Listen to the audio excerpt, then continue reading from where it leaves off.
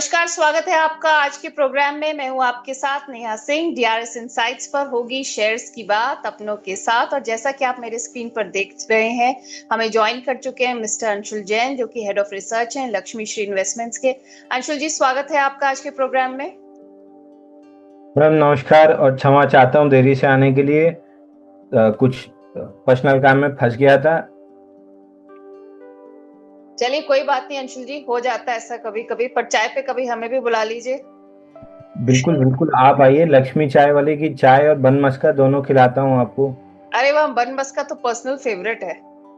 अरे अब बनारस आइए तो सही। आप बन मस्का भूल जाएंगी, फिर बोलेंगी बनारस की कचौड़ी सब्जी मेरी फेवरेट है। हाँ, ये बहुत सुना है। डेफिनेटली आना तो बनता है अभी। चलिए, मार्केट का रुख करते हैं। जियोपॉलिटिकल टेंशन ईज ऑफ होने के बाद सीधा फायदा मार्केट में नजर आ रहा है। इस समय मार्केट रिकवरी मोड में है और अक्रॉस अक्रॉस द सेक्टर्स हम बाइंग देख रहे हैं, जिसमें टॉप सेक्टर्स आपके आईटी, फार्मा, फर्टिलाइजर, टेलीकॉम और सीमेंट है। लेकिन अगर सबसे ज्यादा तेजी हम इस समय देख रहे हैं तो वो स्मॉल कैप और मिड कैप के चुनिंदा स्टॉक्स में देखने को मिल रही है। तो अंशुल जी, मिड कैप और स्मॉल कैप में जो ये तेजी है, ये कब तक बरकरार रहेगी या फिर ट्रेंड अभी मतलब बदल सकता है? तेजी बरकरार रहनी चाहिए। मैं काफ़ी ऑप्टिमिस्टिक हूँ और सबसे पहले मैं ही ऑप्टिमिस्टिक होता हूँ, सबसे पहले मैं ही पेसिमिस्टिक होता हूँ, क्योंकि मैं regularly mid cap, small cap और माइक्रो कैप ट्रेडर हूँ। तो कम से कम इस सेगमेंट ऑफ द मार्केट का पल्स सबसे पहले मैं ही पकड़ पाता हूँ, क्योंकि मैं विभिन्न प्रकार से मार्केट को स्टडी करता हूँ, ना सिर्फ चार्ट्स पे। मार्केट ब्रेथ, तमाम तरह की मेरे पास मार्केट ब्रेथ है। 20% इन 5 days, 4.5% अप डाउन वाला, accumulative volume, distribution volume, distribution days, जो विलियम ओनील का कॉन्सेप्ट है। तो इन सारे मार्केट ब्रेथ पैरामीटर्स पे भी मार्केट कहीं से भी ओवरबॉट नहीं है। मतलब मिड कैप, स्मॉल कैप या ओवरऑल मार्केट स्पेस जिसको कहेंगे, ओवरबॉट नहीं है। स्ट्रेंथ दिख रही है, बट प्रॉब्लम ये है कि स्ट्रेंथ लिमिटेड काउंटर्स में है, जहां against the index double alpha generate कर रहे हैं या डबल रिलेटिव स्ट्रेंथ है। वहां तो ब्रेकआउट्स अच्छे काम कर रहे हैं। जहां रिलेटिव स्ट्रेंथ मिसिंग है, वहां पे काफी तेज गिरावट या फिर साइडवेज या हल्की पुलबैक, इसी टाइप के मूव देखने के लिए मिल रहे हैं। तो एक तरफा तेजी आप कुछ भी ले लीजिए, बढ़ जाएगा, वो वाला मार्केट नहीं है। लेकिन अगर आप रिलेटिव स्ट्रेंथ वाले मिड कैप, स्मॉल कैप ले रहे हैं तो पैसा कमाने की भरपूर अपॉर्चुनिटी है। आज ही सुबह में गॉडफ्रे फिलिप लाइव दिया था शो पे। चलते चलते वो शो में 1500-1600 पॉइंट बढ़ गया था। तो जिनमें रिलेटिव स्ट्रेंथ है वहां पे अच्छे ब्रेकआउट्स और अच्छे मूव मिल ही रहे हैं। सही में निफ्टी में हमने देखा कि आखिरकार 25,000 का जो आंकड़ा, कि इतने लोग इतना वेट कर रहे थे और जिसका मार्केट का एक इम्पोर्टेंट साइकोलॉजिकल लेवल माना जाता है, वो पार हो गया। लेकिन वहीं हमने देखा कि बैंक निफ्टी में काफी गिरावट हुई। तो आप ये बताइए कि अप ट्रेंड वाले शेयर्स, इस समय किन शेयरों पर तेजी हम देख सकते हैं? देखिए, अगर निफ्टी में देखें तो देखिए, एंगुलर वीवैप है 45 डिग्री पे। एंगुलर वीवैप है क्वार्टरली। 2 दिन रेजिस्टेंस लिया, आज उसके ऊपर जाके क्लोज किया, लेकिन उतनी स्ट्रेंथ के साथ क्लोजिंग नहीं आई है जितनी स्ट्रेंथ के साथ मुझे चाहिए थी। तो कल अगर डिप मिलती है और लोअर वॉल्यूम डिप मिलती है तो ही मैं बायर रहूंगा, नहीं तो फिर मैं अवॉइड के मूड में रहूंगा। यहाँ पे कंसोलिडेशन एक्सपेक्ट करूंगा। ओवरऑल मेरे को निफ्टी 25,246 जाती हुई दिख रही है और बैंक निफ्टी का क्वार्टरली वीवैप है 56,400-450 की रेंज में, वहां तक आती हुई दिख रही है। सेक्टोरियली लास्ट टाइम भी हमने डिस्कस किया था कि ऑटो इंडेक्स में 24,173 का ब्रेकआउट आएगा तो 25,555 तक आएगा, वहां तक आ चुका है। दूसरा कोई एज लग रहा है, थोड़ा बहुत बाउंस बैक आईटी में जरूर आ सकता है, बट मैं हम्म। सेक्टोरियल प्ले से ज्यादा इंडिविजुअल काउंटर प्ले करना ज्यादा पसंद करूंगा। ऑल राइट, सेक्टोरियल से आप कह रहे हैं इंडिविजुअल काउंटर ज्यादा प्ले करना आप पसंद करेंगे इस समय। अंशुल जी, क्या कहते हैं, हमने देखा आईटी सेक्टर बुधवार को जब मार्केट बंद हुआ उसके बाद कि काफी तेजी हमने देखी, अच्छी खासी 3% तक की तेजी देखी पूरे आईटी इंडेक्स पे। तो आईटी को लेकर आपका क्या व्यू है? देखिए, आईटी बाउंस बैक आपको प्ले करना है तो मैं बुलिश हूँ, अगर केवल अच्छा। बाउंस बैक प्ले करना है। क्योंकि 5 हफ्ते में 14% आईटी में करेक्शन था, ऊपरी स्तर से 13.4% to be precise. 5,294 point correct हुआ था लास्ट वीक में। अगर लास्ट 3 वीक्स की क्लोजिंग देखें तो टाइट रेंज में क्लोजिंग थी। आज एक मतलब अप मूव आई है इस वीक में, जो पुल बैक है, और पुल बैक 36,740 तक जा सकती है। यानी यहाँ से 1100 पॉइंट की और रैली बची हुई है आईटी इंडेक्स में। बट प्रॉब्लम ये है कि आप मुझसे पूछेंगे कि इंडिविजुअल प्ले कौन सा स्टॉक करेंगे आईटी में, तो मेरे लिए खोजना बड़ा मुश्किल हो जाएगा। तो मैं ये आपको सजेस्ट करूंगा कि अगर आपको ये 1100 पॉइंट की तेजी प्ले भी करनी है, तो आप आईटी 20 जो ईटीएफ है इंडेक्स का, वो लेके प्ले कर लीजिए। इंडिविजुअल पिक मेरे को ढूंढना ट्रेडिंग के लिहाज से बड़ा मुश्किल हो रहा है। और इंडिविजुअल पिक आप कह रहे हैं ट्रेडिंग के लिहाज से ढूंढना मुश्किल है आईटी सेक्टर में। फ्यूचर स्टॉक्स में कोल इंडिया, ब्रिटानिया और इंडिया होटल हमने बुधवार को देखा 5% की तेजी दिखाते हुए नजर आए। तो ये कितना सस्टेनेबल है आपके हिसाब से? कोल इंडिया,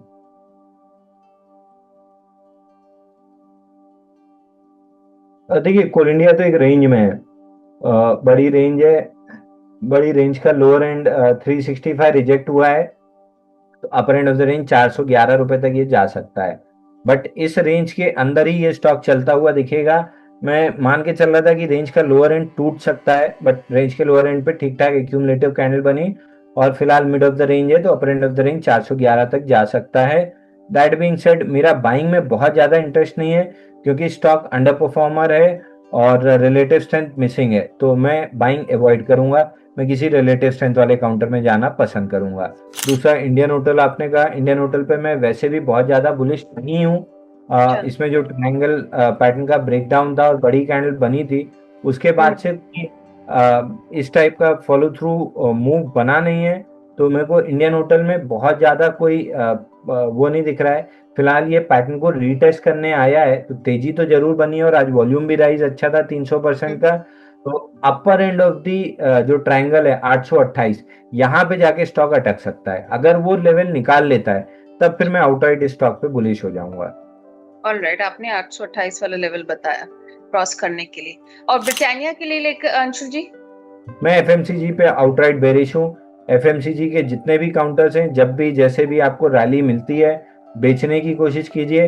हालांकि ब्रिटानिया उसमें से थोड़ा सा अलग चल रहा है। ब्रिटानिया में रिलेटिव स्ट्रेंथ है अगेंस्ट द इंडेक्स भी और मार्केट भी, बट प्रॉब्लम ये है कि मेजॉरिटी ऑफ द स्टॉक्स नहीं चलेंगे, तो इसकी रिलेटिव स्ट्रेंथ में भी मूव जो आएगी वो कम आएगी। फिलहाल के लिए इसमें रेजिस्टेंस है 5,832 का, वहां तक जा सकता है। वो निकलता है तो फिर 6,200 तक जा सकता है। ऑलराइट, रेजिस्टेंस निकलने के बाद 6,200 तक जा सकता है, लेकिन वो लेवल्स देखने पड़ेंगे। उदय प्रमाणिक जी सवाल लेकर आए हैं एनटीपीसी पर। उनकी जो बाइंग है वो 242 पर उन्होंने एनटीपीसी खरीदा है, और मिड टर्म पर अब व्यू है इनका, और उस पर सलाह मांग रहे हैं। बैंक ऑफ बड़ौदा पे भी पूछ रहे हैं, बट वो लेवल्स में इसके बाद बताती हूँ। देखिए 101 दिन हो चुके हैं एनटीपीसी को एक रेंज में ट्रेड करते हुए। रेंज का लोअर एंड है 324 और अपर एंड है 371। मोस्ट लाइकली ना रेंज का लोअर एंड टूटते हुए दिख रहा है, ना रेंज का अपर एंड टूटते हुए दिख रहा है। फिलहाल रेंज के लोअर एंड पे ट्रिपल बॉटम बनाया है और ऊपर चल रहा है, तो रेंज का अपर एंड 371 मिल सकता है। That being said, coal India की तरह रेंज बाउंड काउंटर है, रिलेटिव स्ट्रेंथ नहीं है, तो मैं प्ले करना पसंद नहीं करूंगा। मैं किसी रिलेटिव स्ट्रेंथ वाले काउंटर को खोजूंगा। ओके। और बैंक ऑफ बड़ौदा पे इनकी जो बाइंग है वो है 245 की। उसी पर उस पर शॉर्ट टर्म टारगेट ये जानना चाह रहे हैं आपसे। देखिए बैंक ऑफ बड़ौदा में हो गया 40 हफ्ते कप हैंडल बनाते हुए, और हैंडल एक्सट्रीमली टाइट है। 250 अपर एंड ऑफ द रेंज है, 230 lower end of the range है। 20 रुपए में पूरा हैंडल डेवलप किया है, और हैंडल में भी 3, 6, 9, 12 हफ्ते हो चुके हैं। तो जिस भी दिन ऑलमोस्ट ऑटो इंडेक्स का चार्ट देखेंगे और बैंक ऑफ बड़ौदा का देखेंगे, ऑलमोस्ट सेम चार्ट है। तो अगर ऑटो इंडेक्स की तरह बैंक ऑफ बड़ौदा भी ब्रेकआउट लेता है 351 के ऊपर, तो फिर स्टॉक में 30 से 40 रुपए की अपसाइड आराम से बनेगी। तो अगर है तो होल्ड कीजिए, नहीं है तो 251 के ऊपर ही बाई करना है, तब फटाफट मोमेंटम मिलेगा। 251 के ऊपर मोमेंटम मिल सकता है। नितेश सारंगी जी हैं, सुपर चैट से अपना क्वेश्चन पूछ रहे हैं। थैंक यू नितेश जी। एसडीबीएल पर इनका सवाल है, कह रहे हैं मेरा जो बाइंग प्राइस है वो 163 का है, कह रहे हैं लॉस बुक करें या इस समय होल्ड करना चाहिए? नहीं, देखिए सवाल के साथ अगर टाइम फ्रेम लिख देंगे तो ज्यादा बेहतर होगा जवाब देने में, क्योंकि अगर आप 8 से 10 दिन वाले प्लेयर हैं, तो इसमें कोई सेटअप बन ही नहीं रहा है। जो अच्छा। बना था वो 153 पे स्टॉप लॉस कट चुका है और 137 के सपोर्ट पे खड़ा है। प्रोबेबली 2-4 दिन में ये सपोर्ट टूटेगा, क्योंकि रिएक्शन बहुत अच्छा नहीं है सपोर्ट से। अगर 137 टूटा तो 116 रुपए तक आएगा। ये ट्रेडिंग प्रोस्पेक्टिव से, फ्यूचर एंड ऑप्शन में है नहीं तो आप शॉर्ट कर नहीं सकते, तो ट्रेडर के मतलब का ये स्टॉक है नहीं। अगर आप इन्वेस्टर हैं तो 116 का जब टारगेट अचीव होगा तब आपके लिए ये एक डीप डिस्काउंटेड प्राइस हो जाएगा, जिसपे एचटीबीएल लेके प्रोबेबली अगर 2-3 साल के लिए छोड़ देते हैं तो उसके पहले ही टारगेट अचीव हो जाएगा। बट अगर 2-3 साल के लिए छोड़ते हैं तो मोस्ट लाइकली 200 सवा 200 तक का ये टारगेट दे सकता है। तो ट्रेडर कोई अपॉर्चुनिटी नहीं है, इन्वेस्टर 116 के अराउंड माल भर के बैठिए। हाँ, तो आप कह रहे हैं इन्वेस्टर को लेकिन थोड़ा सा पेशेंस रखना चाहिए इसमें। बिल्कुल। सुनील कुमार जी हैं, कह रहे हैं नमस्कार अंशुल सर, मेरे पास ओसवाल पंप में मैं क्या इस समय प्रॉफिट बुक कर सकते हैं? आईपीओ में मिला है। देखिए, आईपीओ में मिला है और चल रहा है स्टॉक पे। बहुत कम स्टॉक है जो आईपीओ के बाद ऐसे तेजी से चलते हैं। अगर ये चल रहा है तो बुक करने की जल्दी होनी नहीं चाहिए। ट्रेलिंग स्टॉप लॉस लगाइए और कैरी कीजिए। एकदम एग्रेसिव ट्रेलिंग स्टॉप लॉस लगाना है तो 825 का क्लोजिंग बेसिस पे लगा लीजिए। आइडियल स्टॉप लॉस चाहिए आपको तो आइडियल स्टॉप लॉस है 790 रुपए का। तो 790 अगर आपको बहुत बड़ा लग रहा है तो 825 के नीचे, और आइडियली 790 के नीचे क्लोजिंग बेसिस स्टॉप लॉस होना चाहिए। ऑलराइट, 825 और 790 आपने बताया स्टॉप लॉस के लिए। निशान जी हैं, कह रहे हैं सर मेरे पास डीवी लेबोरेटरीज लिमिटेड है और मेरा जो बाइंग रेट है वो है 6000 का। मैम स्टॉक का नाम रिपीट कीजिए। Divi's laboratories limited. Divi's lab. Divi's lab bearish counter है। बेरिश काउंटर है, वीकली पे ब्रेकआउट फेल किया है 6310 का। लॉन्ग लिक्विडेशन का पहला टारगेट 5815 है, जो मुझे नहीं लग रहा कि बचेगा। मोस्ट लाइकली इसको तोड़ के नीचे 5327 तक ये काउंटर आ सकता है। अवॉइड करके चलना चाहिए, बाइंग तो बिल्कुल भी नहीं दिख रही है। ओके, अवॉइड आपके हिसाब से। शादाब खान जी हैं, कह रहे हैं सर मेरा सवाल जमुना ऑटो पर है। मेरी जो बाइंग प्राइस है जमुना ऑटो की वो है 105। सर प्लीज गाइड, आप आगे क्या व्यू रखते हैं इसके बारे में? देखिए, जमुना ऑटो में जमुना ऑटो को समझना है तो आपको आईएफसीआई का चार्ट खोलना पड़ेगा। पिछले रिजल्ट के बाद आईएफसीआई में 30-35% का मूव आया। उसके बाद 8-10 दिन कंसोलिडेट किया, नहीं 5 ही 6 दिन कंसोलिडेट किया था। फिर ब्रेकआउट देने के बाद 40% की मूव आई। अब जमुना ऑटो में रिजल्ट आया था 18 अगस्त को, प्रिसाइसली बता दे रहा हूँ, 14 अगस्त को। उसके बाद 3 दिन में बेहतरीन रैली आई है।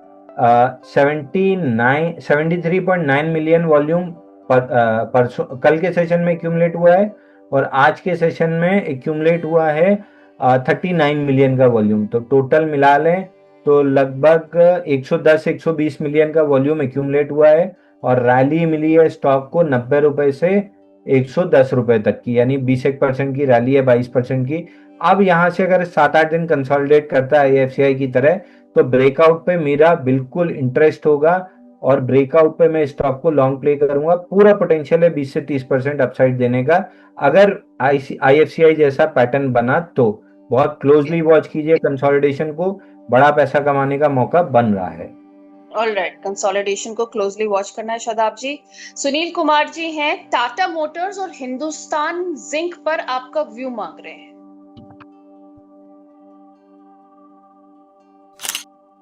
देखिए, हिंदुस्तान जिंक में तो बाइंग क्लाइमैक्स हुआ था, उसके बाद एक कपनैडल पैटर्न का भी ब्रेकआउट हुआ था। सारे को फेल करते हुए इसने अपने डाउनसाइड टारगेट्स अचीव किए थे 390 के। पुल बैक के बाद 443 प्रोटेक्ट होना चाहिए था, नहीं हुआ। मैं इस स्टॉक में बहुत ज्यादा व्यू नहीं लेना चाहता हूं, क्योंकि बाइंग क्लाइमैक्स, उसके बाद डाउनफॉल और उसके बाद बाउंस बैक, ये तीनों चीज कंप्लीट करने के बाद स्टॉक एकदम चॉपी हो जाता है। बुलिश ब्रेकआउट भी फेल करता है, बेरिश ब्रेकआउट भी फेल करता है। तो मैं बहुत व्यू नहीं लेना चाहूंगा। सिर्फ इतना बता दे रहा हूं कि 460-390 ये एक रेंज बनी हुई है, और मोस्ट लाइकली ये रेंज लंबे समय से मेरा मतलब है 1-2 साल ऐसे चल सकती है। तो मैं इस स्टॉक पे व्यू नहीं लेना चाहता। दूसरा, एक रेंज में ही रहेगा अभी ये। जी। दूसरा स्टॉक आपका टाटा मोटर्स, बेहतरीन रिवर्सल आया है, 703 का टारगेट कंप्लीट किया है। 703 जिस दिन निकालेगा 735 रुपए तक जाएगा, और 735 निकलने के बाद सीधा सीधा 810 रुपए चला जाएगा। अच्छा, ऑल राइट, तो ये तो हो गया अच्छा व्यू पूरे टाटा मोटर्स पर। नीरज गर्ग जी हैं, नीरज गर्ग पूछ रहे हैं कि क्या मैं एक्सिस बैंक को परचेज कर सकता हूँ करंट प्राइस पर, और रिलायंस को? इनका जो व्यू है वो मीडियम टू लॉन्ग टर्म है। देखिए, मीडियम टू लॉन्ग टर्म में मान के चल रहा हूँ कि साल डेढ़ साल आप रखेंगे। अगर आप साल डेढ़ साल रखने के मूड में हैं, आईसीआईसीआई बैंक आधा ले लीजिए, आधा तो तुरंत ले लीजिए। बाकी आधा अगर आपकी किस्मत अच्छी रही, मार्केट में कोई करेक्शन आया, कोई अच्छी डिप मिली, तो 1020 के आसपास मिल जाए तो ले लीजिए। एवरेज आपका करीब 1040 1050 का आएगा। शांति से अगर डेढ़ साल छोड़ देंगे तो ऑल टाइम हाई पे आपका माल बिक जाएगा। एक्सिस बैंक बिल्कुल लिया जा सकता है। आईसीआईसीआई पे तो हो गया, एक्सिस पे ये मांग रहे हैं वैसे। हाँ जी, एक्सिस पे ही बात कर रहे हैं हम कि एक्सिस जी। आपको 1000 आधा अभी लेना है, आधा 1020 पे, 1010 1020 पे लेना है, और ऑल टाइम हाई के लिए वेट करना है। रिलायंस मैं अभी बाई करने के मूड में नहीं हूं। मेरे को लग रहा है एक बार 1328 आएगा, उस जोन में अगर आता है तो I would be a buyer myself, क्योंकि मेरा यूनिवर्स बहुत छोटा है। तो मैं रिलायंस पे बाई सेल की सलाह ज्यादा देता नहीं हूँ। 1328 आएगा तो मैं अपने लिए बाइंग, मतलब मैं बाई करना स्टार्ट करूंगा। ऑल राइट, तो रिलायंस पे हो गई है आपकी पूरी सलाह, रिलायंस और एक्सिस दोनों पर। राहुल सिंह जी हैं, कह रहे हैं सर एससीआई मैंने परचेज किया है 227 पर, तो लॉस बुक करें, और ट्रेडिंग का इनका व्यू है 1 महीने का, या देखिए फिर आप कोई और स्टॉक सजेस्ट कर दीजिए 1 महीने के लिए। देखिए, मरे हुए काउंटर हैं ये, पीएसयू, ये डिफेंस, मतलब रेलवे, पीएसयू। अब डिफेंस डिफेंस वापस उसमें शामिल हो गया है, फिर ये मरे हुए काउंटर हो गए हैं। इनमें पैसा नहीं बनना है। अब लगता भी नहीं मेरे को इंडिया पाकिस्तान का कोई वॉर दोबारा होगा कि आपको वापस से कोई हाई प्राइस देखने मिलेंगे डिफेंस सेक्टर में। इन मरे हुए स्टॉक से निकलिए और जो चलते हुए घोड़े हैं उन पे दाव लगाइए। अब प्रॉब्लम यह है कि चलते हुए घोड़े सुबह 1 घंटे में मिलते हैं। बंद मार्केट में मैं प्री मार्केट कॉल लेना नहीं चाहता हूं, क्योंकि जनरली चलते नहीं है। और सुबह सुबह जिसमें भी ओपन लो और अच्छे वॉल्यूम, 25% वॉल्यूम, जो एवरेज मान लीजिए 100 शेयर का काम रोज होता है, अगर पहले 15 मिनट में 25 या 30 शेयर का काम हो गया है तो ये क्लियर हो जाता है कि डे एंड होते होते ये 200 300 400% वॉल्यूम करेगा। ऐसे शेयर को अगर आप पकड़ेंगे तो आपको 3 से 5 दिन का मोमेंटम प्ले मिल जाएगा। तो वो चलते मार्केट में ज्यादा अच्छा मिलता है, बंद मार्केट में नहीं मिलता है। जैसे आज सुबह हम शो पे लाइव थे, गॉडफ्रे फिलिप में एकदम अचानक से ऐसा हुआ कि बड़े वॉल्यूम के साथ वो ओपन लो के साथ चला, हमने बाई दे दिया। एक दूसरा स्टॉक और था, वो भी हमने बाई दिया था। तो सुबह सुबह ज्यादा स्टॉक मिलते हैं मार्केट ओपनिंग में। बंद मार्केट में mid cap, small cap, micro cap नहीं डिस्कस करना चाहिए। ओके, आप बात कर रहे थे डिफेंस सेक्टर की अंशुल जी, तो सरकार ने एचएएल से 97 तेजस लड़ाकू विमान खरीदने के लिए जो सरकार ने है कि 62,000 करोड़ का जो बड़ा ऑर्डर मंजूर कर दिया है, तो क्या आने वाले वक्त में इसका हम असर देखेंगे शेयर पे? देखिए, खरीदना आपको बाहर से है, पैसा चला जाना है बाहर। एचएएल के थ्रू डील हो रही है तो आप बीच में एक ब्रोकरेज टाइप का कुछ कमा सकते हो, या थोड़ा बहुत पैसा बना सकते हो। ऐसा नहीं है ना कि मेजोरिटी ऑफ द पैसा, या इस डील में अगर 100 रुपए का प्रॉफिट हो रहा है तो उसमें से 70 80 90 रुपए आपके पास आ रहा है, 10 20 रुपए आएगा, बाकी 70 80 रुपए प्रॉफिट का बाहर ही चला जाना है। तो कोई बहुत बड़ा असर नहीं आने वाला। आप जब तक 100% डोमेस्टिक प्रोडक्शन नहीं कर लेते, आत्मनिर्भर, पूरी टेक्नोलॉजी ट्रांसफर नहीं ले लेते और प्रोड्यूस करके उसको मार्केट में नहीं उतार देते, तब तक तो दिक्कत है ही। और stocks far ahead of the fundamentals run कर चुके हैं, तो पैसा नहीं बनेगा इन काउंटर्स में। ओके, आपके हिसाब से ज्यादा पैसा एचएल में नहीं बन सकता अभी फिलहाल। हमजा जी हैं, कह रहे हैं सर क्या मैं करंट लेवल पर कोलैब प्लेटफॉर्म्स लिमिटेड और 3G डीएलएम लिमिटेड ले सकता हूँ? प्लीज एडवाइस कीजिए। Shreeji DLM limited.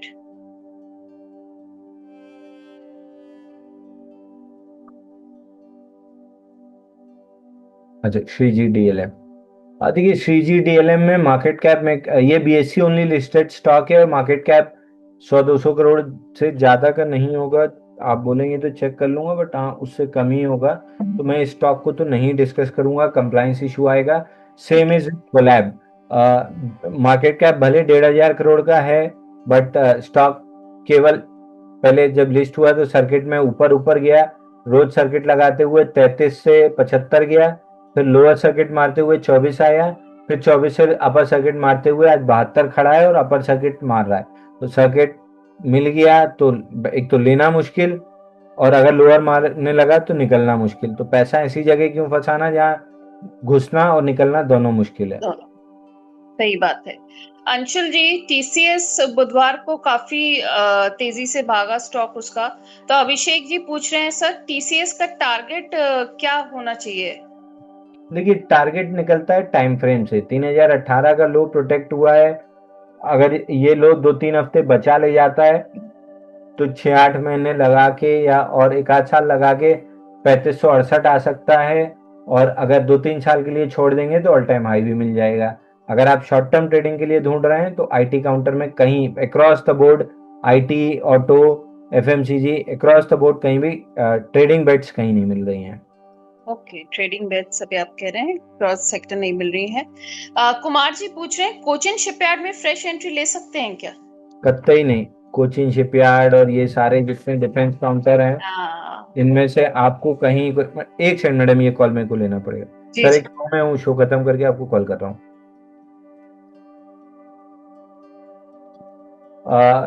इसमें भी हमने लास्ट टाइम भी डिस्कस किया था कि कोचिन शिपयार्ड में हर कीमत पे अप ट्रेंड बचाने के लिए 2060 प्रोटेक्ट होना जरूरी है। नहीं प्रोटेक्ट हुआ तो 1717 तक आएगा। आज 1713 पे क्लोजिंग आई है। बाउंस बैक जरूर आपको हियर एंड देयर मिल सकता है, बट ओवरऑल मेरे को ये स्टॉक बहुत आराम से 1200 रुपए आते हुए दिख रहा है, और मोस्ट लाइकली इस बार 1200 भी तोड़ देगा। ओके। अंशुल जी, ये बताइए, फार्मा सेक्टर काफी चर्चा में रह रहा है आजकल, तो उस पर थोड़ा सा व्यू दे दीजिए हमारे दर्शकों को।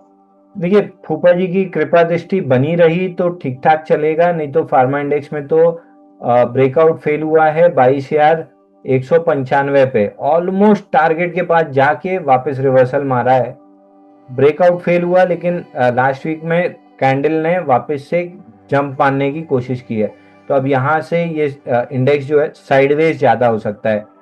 ऑटो इंडेक्स आपने देखा ही था कि जब हैंडल डेवलप करना था तो इस स्टॉक ने लगभग 13 हफ्ते लगा दिए हैंडल डेवलप करने में, और एक हफ्ते में बड़ा मूव दिया। तो अब इसमें भी अगर फार्मा इंडेक्स में 12-13 हफ्ते अगर कंसोलिडेशन होती है तो मेरे को कोई बहुत सरप्राइज नहीं होगा। तो अगर आप ट्रेडिंग बेट ढूंढ रहे हैं, वो भी इंडेक्स में या लार्ज कैप फार्मा में, नहीं मिलेगा। और mid cap small cap pharma तो मेरे को वैसे नहीं अच्छे लगते हैं। एक शेयर जरूर है बायोकॉन, जो हम अपने क्लाइंट्स को एक्यूमुलेट करवा रहे हैं डिप्स में।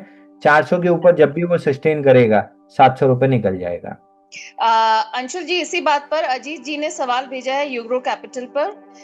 कह रहे हैं कि यूग्रो के शेयर लिए हैं और इनका बाइंग प्राइस है 166 का।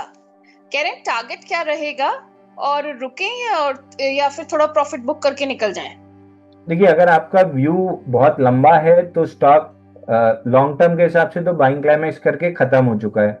अगर एक अच्छा। छोटा सा बाउंस बैक प्ले करना है तो एक बड़ा बेस बना था 167 का, जिसका ब्रेकडाउन आया, 2 दिन उसके नीचे टिका और आज उस ब्रेकडाउन को फेल करने की कोशिश है। तो अगर अगले 3 दिन में ये स्टॉक 173.50 निकाल लेता है तो एक बढ़िया बाउंस बैक बनेगा 192 रुपए तक का। तो तीन अच्छा। दिन इंतजार कीजिए। अगर अगले 3 दिन में 173 रुपए 38 पैसे आ रहा है, मैं उसको 174 मान लेता हूँ। अगले 3 दिन में अगर 174 निकल गया तो 190-192 तक की बाउंस बैक मिल सकती है। तो अगर ले ही चुके हैं तो स्टॉप लॉस लगाइए 160 रुपए का क्लोजिंग बेसिस। अगर अच्छा। नहीं लिए हैं या लेने की सोच रहे हैं तो 174 रुपए के ऊपर लीजिएगा। ओके, तो 3 दिन आप कह रहे हैं थोड़ा सा वॉच करना चाहिए इसमें। यूपी सिन्हा जी हैं, कह रहे हैं सरधन टेक्नोलॉजी, इनका जो बाइंग प्राइस है वो है 450 का। एक बार आपको स्पेलिंग बतानी पड़ेगी। SARDHAN, सर और धन। ऐसे सर धन, अच्छा गया। 219 करोड़ का मार्केट कैप है, इस पे बात करना पॉसिबल नहीं है, क्योंकि कंपनी की कंप्लाइंस है 500 करोड़ से नीचे नहीं बात करना है, स्टॉक पे नहीं डिस्कस कर पाएंगे। और एक तो एक्सट्रीमली बेरिश काउंटर है, लिस्टिंग के जितना डेटा है 90 रुपए से गिरते गिरते 6 रुपए आ गया है। और नहीं, ये स्टॉक आपकी वॉच लिस्ट में होना नहीं चाहिए। वॉल्यूम भले 2 मिलियन का है, 2.9 मिलियन का रोज हो रहा है, बट मार्केट कैप 219 करोड़ है, तो pump and dump kind of stock दिख रहा है। ऑलराइट, तो अब हमजा जी एक क्वेश्चन लेकर आए हैं, क्योंकि शायद बुधवार को इन्होंने देखा ओला इलेक्ट्रिक्स पे काफी तेजी देखी, तो कह रहे हैं क्या करंट लेवल पे एंटर कर सकते हैं? देखिए, ओला इलेक्ट्रिक बहुत बढ़िया, मैं भी डिस्कस करना चाह रहा था, क्योंकि आपके शो पे भी मल्टीपल टाइम्स मैंने डिस्कस किया है। 110 रुपए पे ओला में मेरा व्यू था 10 रुपए का।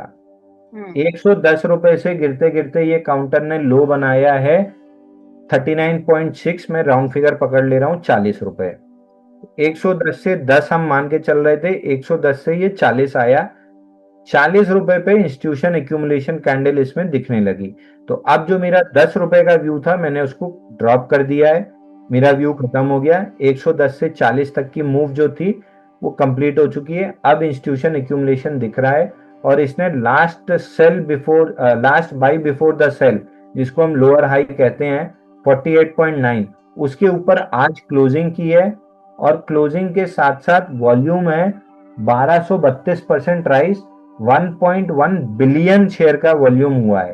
तो जो 10 रुपए का व्यू था, अब वो मेरा खत्म हो चुका है, वो मैंने ड्रॉप कर दिया है। मेरे हिसाब से 40 रुपए अब इसका बेस बन गया है। बहुत मुश्किल है कि अब 40 तोड़े।